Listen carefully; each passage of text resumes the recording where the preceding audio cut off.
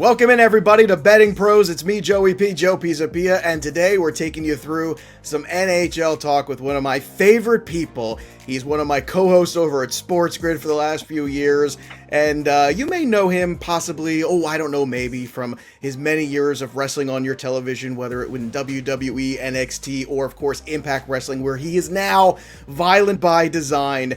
He's a fantasy maniac. He's also my good friend. He's the Eric Young. EY, it is so good to see your beautiful bald face and get two handsome bald guys here in the program today and talk a little NHL with you, man. And I know you're dealing with that knee injury, so you had some extra time, and we're grateful that you could share it with us today. Yeah, absolutely, man. Good to see you. Good to be talking sports, and even better to be talking hockey. I mean, season's winding down, playoffs are coming. I'm basically a one-legged man. I can't do a whole lot, so I will not miss a game. Let's be honest, Joe. I wasn't going to miss a game anyways, but yeah, I will not miss a game in the playoffs. It looks like my Preds could even sneak into the playoffs, so I'll be heading down to Bridgestone. I think they're going to raise it to 50% capacity, and I'll get my tickets all set up and check out some live playoff action. Nothing's better than the NHL playoffs. Nothing.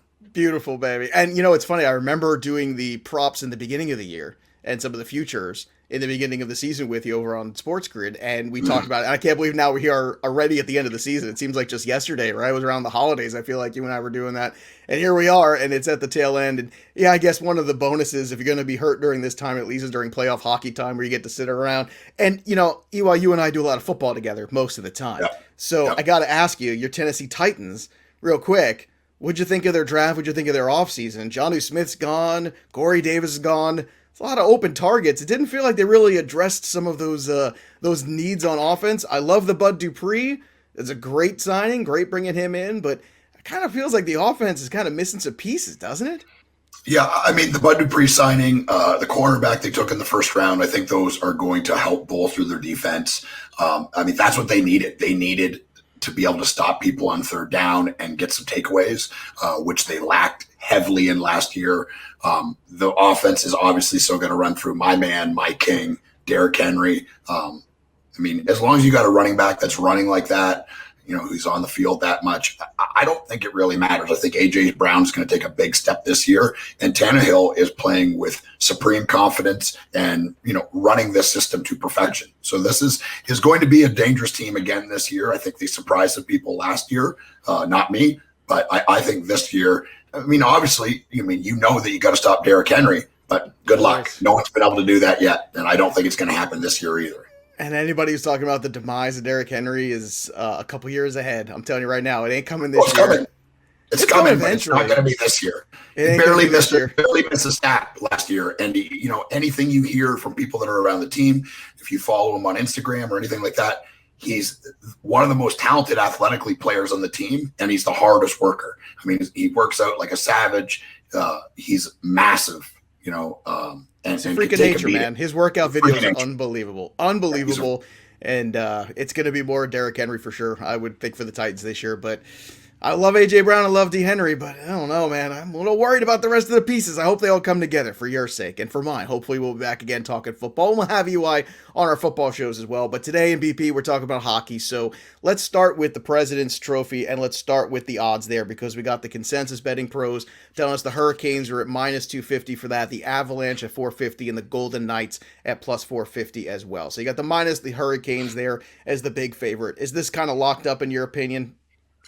Yeah, I don't know about locked up. There's 5 to 8 games depending on what team you're talking about. I'll say that the Hurricanes play in the Central Division, where my hometown Nashville Predators play, and they are a juggernaut right now. They're so deep. The team speed is off the charts. They're so aggressive on the forecheck, so aggressive in their structure and their system. It often feels like there's 6 guys on the ice. When if you follow hockey, there's only supposed to be 5. So it does feel like when you're watching it that they have an extra guy, because they're so aggressive, and it's because of their team speed. They're not afraid to be out of position because they know they can get back, and that is in today's hockey where skating is everything. I'm not betting against the Carolina Hurricanes. I think they win the President's Trophy. I think Colorado could be right in there as well. They're another really, really deep team that I really like, but I think Carolina's going to pull it off. Now, look, eventually we'll get to all the Stanley Cup picks and everything like that with EY, but we're going to go through some other things too. So, Hurricanes do look like the favorite. Seems like it. Now, I'm going to ask you a question about this. Is the minus 250 a good wager, in your opinion? Because it feels like, I mean, that's a lot. You're laying 250 to 100 there. The Avalanche, the Golden Knights, like you said, still kicking around there. Vegas is telling you one thing. Do you think you just stay away from this, or is this a wager where you feel confident enough in the Hurricanes locking this up? Yeah, for me, and I understand not a lot of people are like this, but I'm an aggressive bettor. And I mean, there's not, the odds aren't enough there where if they win, where it's worthwhile. Like I think you would be better off to take a team like Colorado or Vegas or Toronto, a team like that could, rip off 5 or 6 wins here at the end of the year and overtake Carolina. I don't see that happening. But for me, I would avoid betting on this because I think at this point, like we're so late in the year, it's pretty set. All right, let's move on to the Calder Trophy odds. Kirill Kaprizov of the Wild is minus 230. Jason Robertson of the Stars plus 150. Kaprizov obviously had a great season there, but the odds here, the plus 150 is not bad on Robertson. Do you want to make a case for him? Is this a stay away? What do you think about the Calder Trophy? I mean, look, Robertson has had a great season, and I can say as a guy that knows every single player in the NHL, I'm a complete psycho when it comes to this. I watch 200 to 300 games a year. I'm in 12 fantasy hockey pools. Like I'm sick. And I can tell you that I was unaware of who really Jason Robertson was. I know Nick Robertson plays for the Toronto Maple Leafs, and he was going to be an up-and-coming star, but I hadn't heard of Jason. He's having an unbelievable year, and there's no doubt that he should be in the Rookie of the Year talk. But from last night, I think Kirill Kaprizov had another 2 goals, one to send them to overtime and salvage a point for Minnesota. As a person that watches a ton of games, Minnesota has been a team that has been basically unwatchable for 5 or 6 years. I barely have missed a game of theirs this year, and it's because of him. He is such a dynamic player, plays so loose, he's physical, can hold the puck, has crazy vision. This guy is going to be a star for years and years. Minnesota has been waiting for him to come over from the KHL, and the argument with him is he's 24. But, I mean, it doesn't specify on the trophy that you have to be under a certain age. It just says rookie, and this is his rookie season. Playing in the KHL he's playing against men, and he's playing a professional hockey for sure, but it is not the same. Do not kid yourself. There is nothing like the speed of the NHL, the competitiveness of the NHL as far as ice hockey goes, and Kaprizov has been dominant all year, and he's been doing it, week in and week out. The trophy is his. It's funny. I remember Ichiro Suzuki coming over, and I want to say he was like 28 or something like that. It doesn't matter. However old you are, you're a rookie. You win the award. Now, speaking of the young teams and stuff, before we get to the Vezina Trophy, I was having a hockey conversation yesterday with my cousin, long-suffering Ranger fan, and she was very excited about this team and the youth on this team. And she thought, although this was not their year, clearly, that there was a lot of good things going forward. And since we're talking about young players, I kind of wanted to get somebody who watches as much hockey as you, your input on this team, because they've had a lot of hot draft picks lately.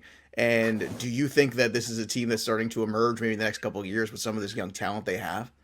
Yeah, I mean, I thought in that division, I picked them to be 4th, and I thought that they would make it into the playoffs this year. They started really well and surprised a bunch of people. They're loaded with young players. They have some good veteran players. Their goaltending was supposed to be better than it is, and I think it will right the ship. They had a problem with one of their star players being a bit of a knucklehead. They basically sat him. He's still under contract, and they're paying him a ton of money for the rest of the year. And so they're at a deficit at defense, and that's the reality. Adam Fox will get nods for the Norris Trophy. I don't think he's going to win it, but that's a guy that came out of nowhere. He's been a good player for a couple of years, but he's having an unbelievable season. He's going to be, a star for them on their blue line for years. Lafreniere is coming into his own. I don't think he's not giving the impact that people thought he was going to be. He's a big guy that can really skate and shoot the puck. I think he's got 9 goals or 10 goals. They need more out of him for them to be ultra competitive. But Panarin is a star. Zibanejad is a star. Kreider's a star. They are set for success for sure. And I think it could happen as soon as next year. I can't wait to talk about that next season with you. It's going to be some exciting stuff. Let's do the Vezina Trophy here. Obviously, no surprise, Andrei Vasilevsky at the top there, minus 150 consensus number. Grubauer of Colorado, plus 250, and Marc-Andre Fleury of the Las Vegas Knights at plus 350. So your take here, once again, these are some better odds, actually. When it comes to awards, it's media driven, and we all know that. So is it Vasilevsky at the end of the day, or do you want to make a case for somebody else? Because you are an aggressive wagerer. You're an aggressive guy. It's why I love you. It's why we get along so well. So give me your take here on the Vezina Trophy. Yeah, and I think this is set. I think Vasilevsky, because of the amount of games played, his backup goalie barely plays. He plays almost every night. His numbers are out of this world. Grubauer has had definitely his best season to date. The big thing on him was, could he play more than 20 or 25 games? I think he's proven that he can. He has been banged up a couple times this year, but when he's played, he's given Colorado a chance every night to win. My heart wants Marc-Andre Fleury to win this. I know it does. At his age. Just the reality is this is one of the good guys in the league, a guy that everybody loves, has been an unbelievable player for so long. Yeah. And people thought that he was done going to Vegas, that he was going to be a backup. And Robin Lehner gets hurt, and he steps in, and he's having one of his best statistical seasons to date. I think a lot of that has to do with the team in front of him. But this guy has been playing unbelievable. I think he's 38 years old, and people were writing him off last year. And I don't think anybody thought he would be in the Vezina Trophy. And I do want to give a shout out to my man, UC Saros. If we're looking from March 1st on, nobody has a better goals against average than UC Saros. He's actually statistically off the charts, the best goalie in the NHL from March on. They had a poor start. The team was awful in front of him, and he was not good. Then he got hurt, was out for a couple of weeks. Pecorine stepped in. The team started to gain momentum, and then UC Saros stepped back in and took the starting crease over, and he has not looked back. This guy is a god of goaltending this year. Like, his numbers are unprecedented. I think he has a .948 save percentage, which is insane. I mean, it's absolutely insane. He will not win the Norris, but I think he should get nods. And that's important for a player, and especially a player of his age and where he's coming up with contract stuff and being the Pred starting goalie. But this is Vasilevsky's trophy. There's no doubt in my mind. The NHL is a wild place, so it is a crazy place. This is true. And Vasilevsky should win it, and I think he will. Well, I'll tell you what, man, that's something to keep in mind for next year with him, because obviously you're talking about finishing strong and contract years coming up. That's something to keep in mind for the player when you're looking at 2022 and going forward there. All right, let's shift gears a little bit to some division winners. Right now, let's start with the East, where the Caps are minus 143 on the betting consensus pros, and the Penguins are plus 230. So the Caps right now, look, again, different teams have different games left here. So how do you see the Caps and Penguins here in the East? Do you think the Caps are just going to win out here as we get down to these last few games of the season? Or do you think the Penguins can catch them here late? There's only a game or so separating them. Yeah, I think the Capitals hold on, and I think a week ago, if you would have asked me that, I would have doubted it. Pittsburgh was coming on. They've got Crosby. They were getting Malkin back. Tristan Jarry was playing unbelievable. The Penguins were on a real roll. And on the other side of that, Washington lost Ovechkin, Kuznetsov and Samsonov, their goalie, are both in COVID protocols. And you're thinking, man, I don't know. But I think the Washington Capitals right now are maybe playing some of the best hockey that they've played all year. And I don't see them relinquishing the top spot, especially if they get Ovechkin and those guys back. I think they will shortly.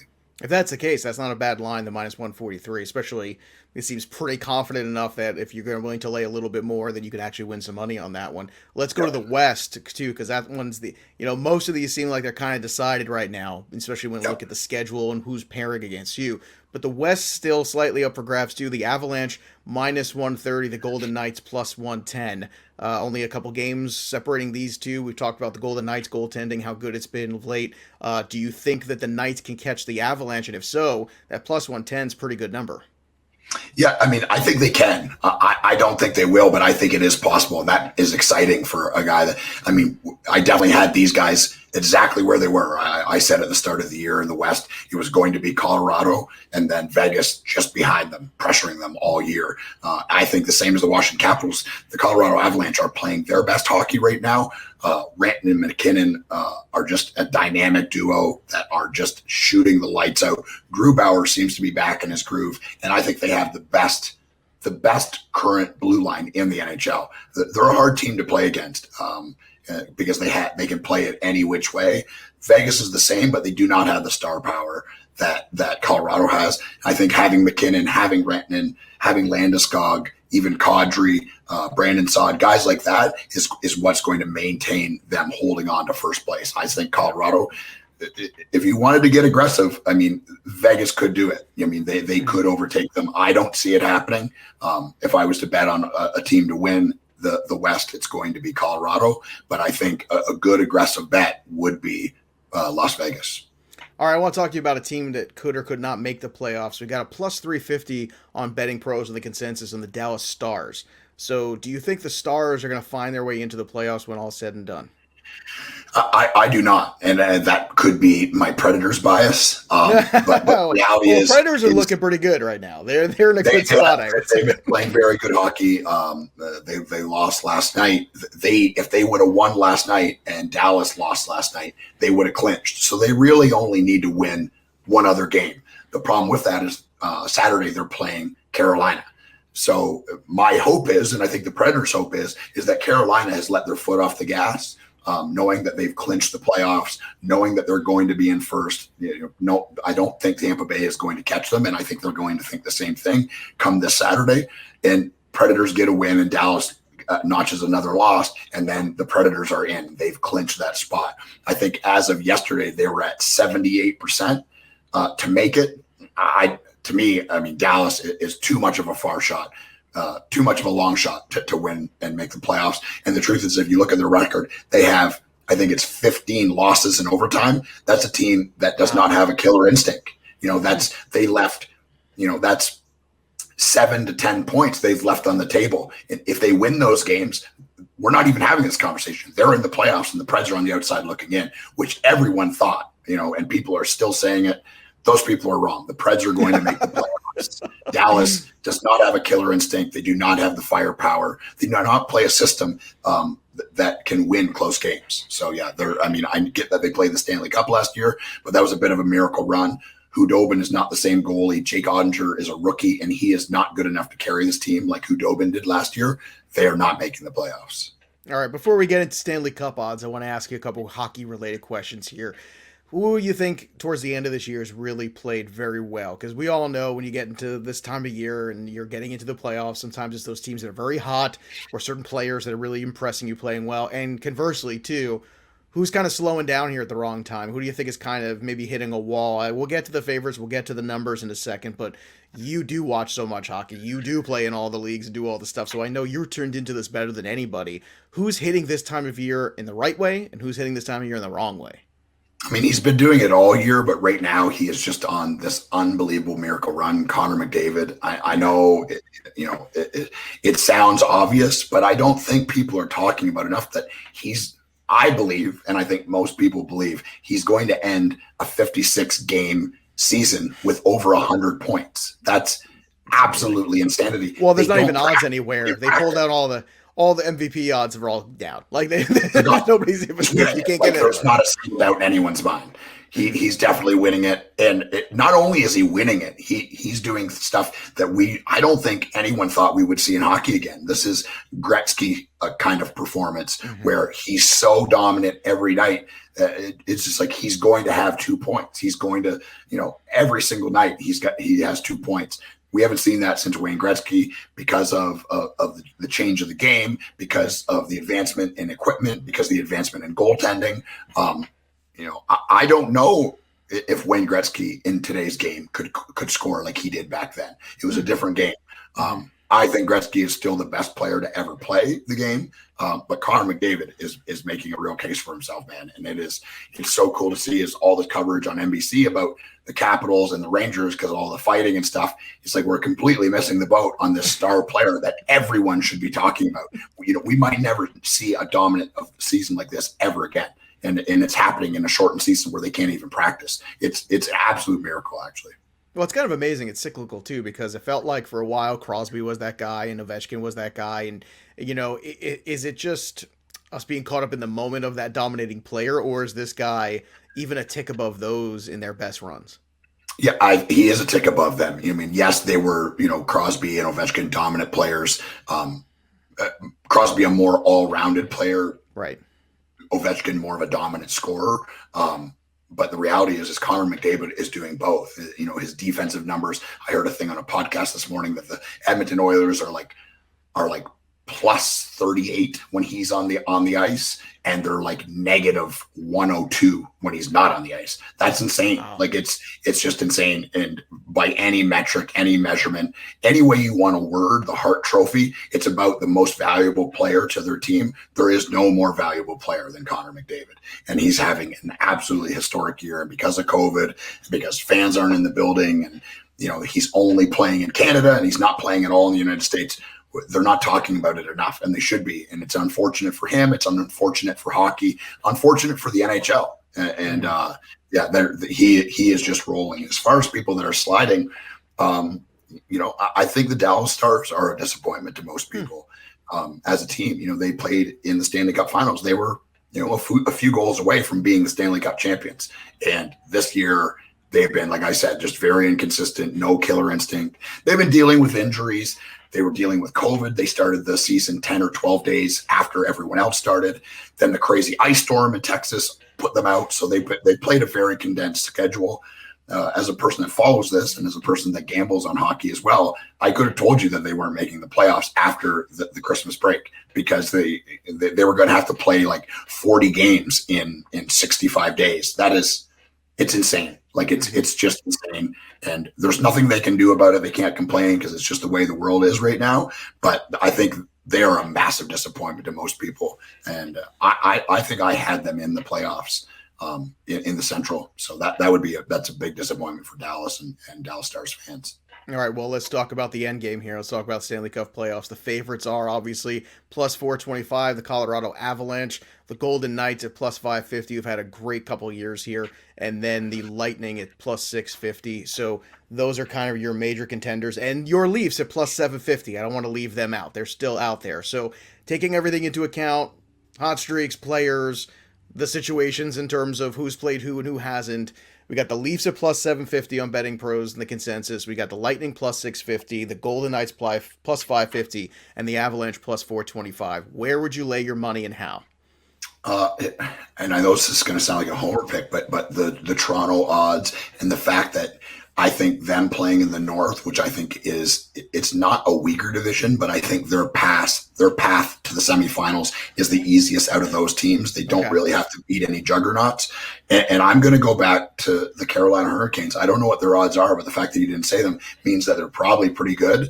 I mean, look at this team is insane. In my opinion, one of the best coaches in the league, Rob Brindamore, and they are so deep, and they can play you any way you want. You want to play fast, they can play fast. You want to slow it down and play defense, they can do that too. They've got three unbelievable goalies. Yes, three unbelievable goalies. And the best of the three, I think, is the rookie, Nechevic, and he has just been absolutely unbelievable, stopping everything this year. A big reason why they're in that position. But I think just because of their style of play, how aggressive they are, and how they just are on you. You mean, they're going to wear people out. And I believe that those two, and I think I would give a nod towards Colorado as well. It's going to be one of those three. So you would spread it around. So in other words, you got the Canes at 650.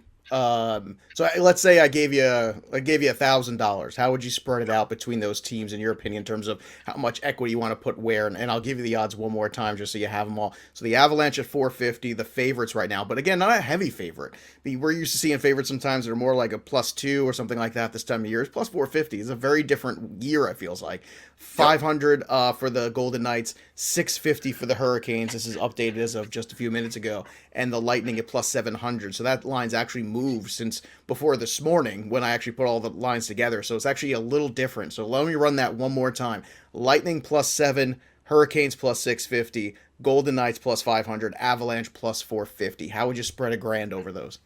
Yeah, I think right now my gut feeling is I would go probably 500 on Carolina, and then 250 on Toronto and 250 on Colorado. That's how I always put $1,000 amongst those teams. I think that is, it's the NHL and it's 7-game series and all kinds of wacky stuff happens. Yeah. I don't think a President's Trophy winner has won the Stanley Cup in over 20 years. Wow. Is that true? Yeah, really? Wow. I think it might be even longer than that. It is just so unpredictable. A lot of times, a term you hear in hockey all the time is they got goalied. And this happened recently with the Toronto Maple Leafs. They played Vancouver. Vancouver didn't know if they would even finish their season. They had all these guys sick with this new strain of COVID, and they couldn't get out of bed, and their families are sick, and the coaches are sick. They couldn't even ice a full team. Like, that's how many guys were sick. So they had 2 weeks off. They came back. The NHL pushed them. There was some pushback from the players saying, we're not going to be ready. We're going to get hurt. Everyone was expecting Toronto Maple Leafs to roll in there and roll over them. And Braden Holtby had one of the best goalie performances of his entire life. And the Vancouver Canucks won the first game. So that happens in hockey. It's happened before, and it could happen again. I think a perfect example is last year, Dallas. No one thought they were going to play in the Stanley Cup, and Hudobin, who has been a career backup, just got on this roll where you couldn't score on them. And that happens all the time. I think Carolina's advantage is they have 3 goalies that have played very good. And not only are they playing good right now, they've been doing it all year in this kind of a rotation. That is unheard of in hockey. Normally it's one guy and it's kind of his job, but they're going away from that with resting players more and guys, load management and stuff that is pretty heavy in basketball and stuff right now. So it's happening in hockey now.